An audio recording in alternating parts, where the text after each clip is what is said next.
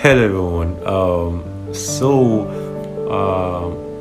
While I was in church this morning, I remembered something that happened to me.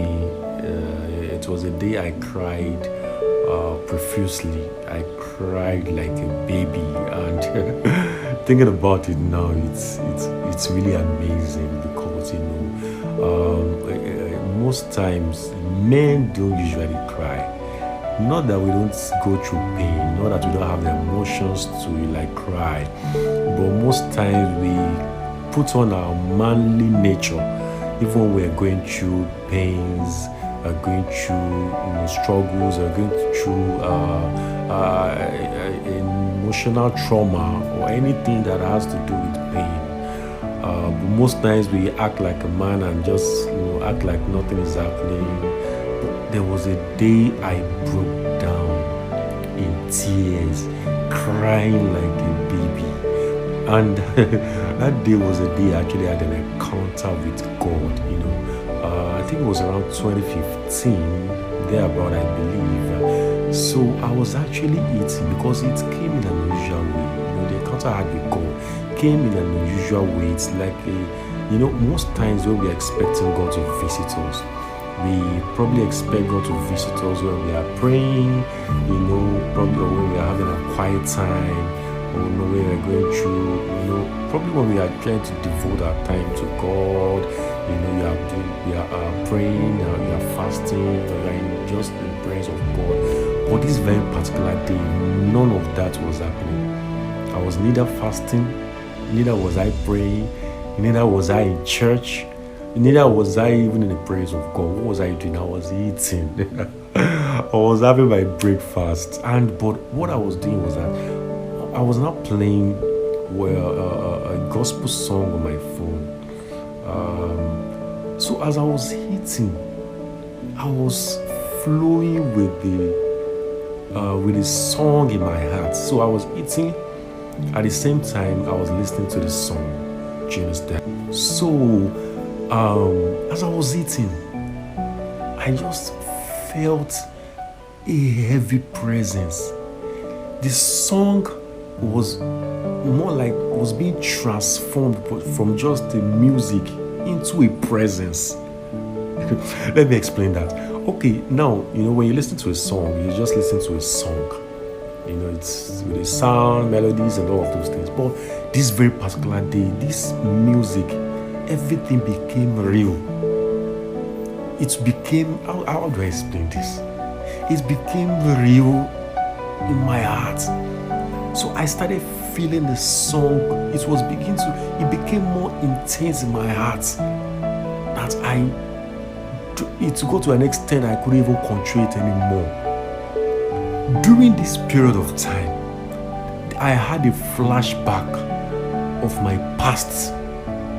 A flashback of how I've lived my life, and I'm not trying to connect it to what is happening presently right now in my life at that time. So I was connecting the past with the present, thinking about it was a song, but the song became a present in such a way that it brought back memories. When you're listening, how do I explain this, God? I don't know how to explain it. But what I noticed afterwards was that I just broke down in tears. I broke down in tears. I stopped eating. I began to cry right on the chair. And right on the chair, I fell to the ground. The song was not even playing, but I wasn't really listening to the song again. Something else has taken over. Like it was like a presence in my room that very particular day, and I began to pray. It became like I was doing more of like confession. I'm praying about my future, like Lord, I've this, I've that. Of course, I was born again, so it wasn't as if I did anything wrong. But I was particular about my future at that very particular moment. It was like God was, I don't know, probably that was when God called me into his vineyard. I'm not talking about giving my life to Christ, but I began to pray seriously about my future. this is what I want. I want to be this, I want to be that. I want to work for you. I want to do this for you. I want to live for you. I want to preach the gospel. I want people to see me and know that truly you are God. I want the prayers that normally I would not pray, prayers that normally would never have come to my mind, prayer that if I had sat down to write my prayers, I would never have written it. It was just a prayer. It was like someone was giving me the prayer. It was flowing. It was like I was receiving downloads from heaven concerning my life, concerning my future. And I began to pray seriously. I was praying seriously. I was praying and crying, praying and crying, praying and crying. Oh, God. Oh, Jesus. Oh, it was an amazing time with the Lord.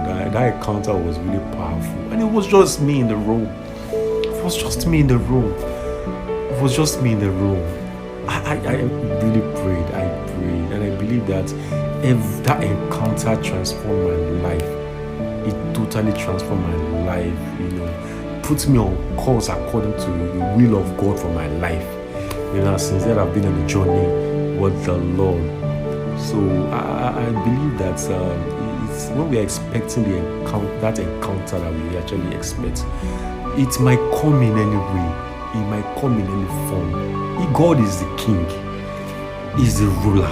He's God all by himself. So he can decide to show up anyhow, any way, anywhere. So if you're really expecting God to encounter you, expect it anyway.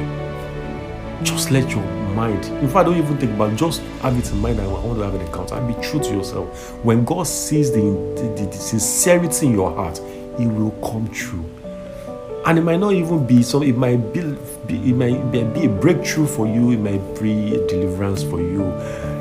But that very particular day was more of a deliverance for me. It was more of me in setting my pace, putting me in line with what has been written in heaven concerning my life.